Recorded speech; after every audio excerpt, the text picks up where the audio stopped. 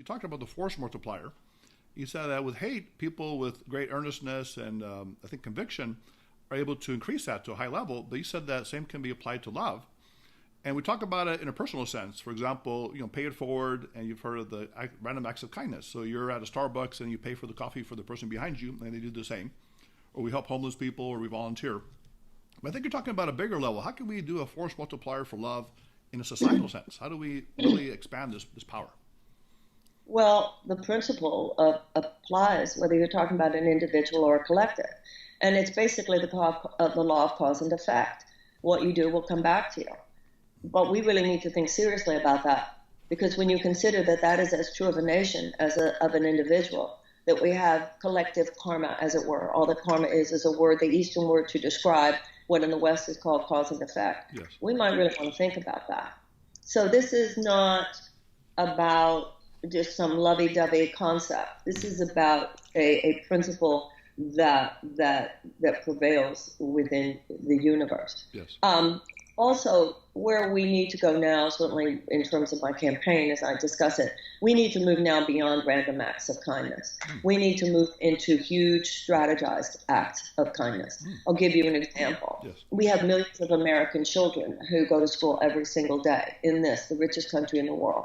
We have millions of American children who go to school every day in classrooms that don't even have the adequate school supplies with which to teach a child to read. Yes. And if a child cannot learn to read by the age of 8, the chances of high school graduation will drastically decrease, and the chances of incarceration will drastically increase. Yes. Now, what's the random act of kindness that's going to fix that? I mean, let's be real. And no amount of private charity can substitute or compensate for social justice, for a lack of social justice. Yes. Do we need random acts of kindness regarding the millions of children who go to school hungry in America? Of course we do. Yes. And there will always be a place and a need and a responsibility on all our part to take part in that, in the private sector, in the nonprofit sector, et cetera.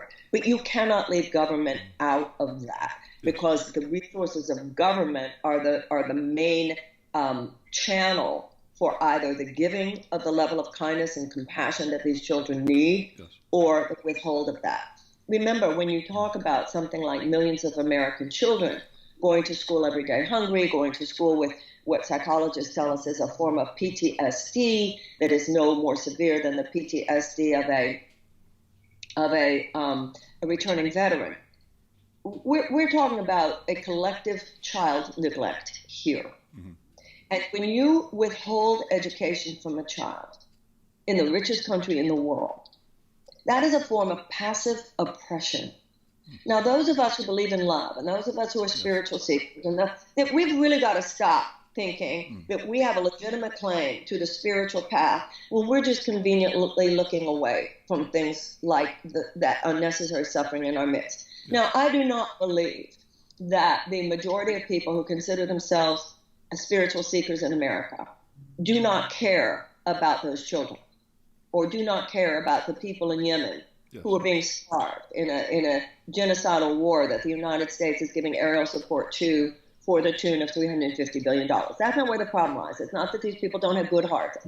The average American is fine. The average American is a good person. I believe that with all my heart. Yes. And the average American cares about love, and the average American cares about being good, and the average American cares about being compassionate and being just. That's not the problem. The problem is, over the last few decades, we have stopped talking about those things in terms of our public collective existence. Yes. We'll say things like, I'm not into politics, or I don't have anything to do with that, or I'm just doing what I can. We have got to expand our thinking to apply the conversation about love as much to these big issues as we do to our personal issues. Because no American citizen can legitimately say there's nothing I can do. Because every American citizen has a voice. And those of us who are into this conversation about personal love, I believe, need to start using our voices that way, which is why I'm running for president, and which is why I hope that people in this community will recognize this as a presidential campaign that makes a stand for these issues in a very, very powerful way, and will support me.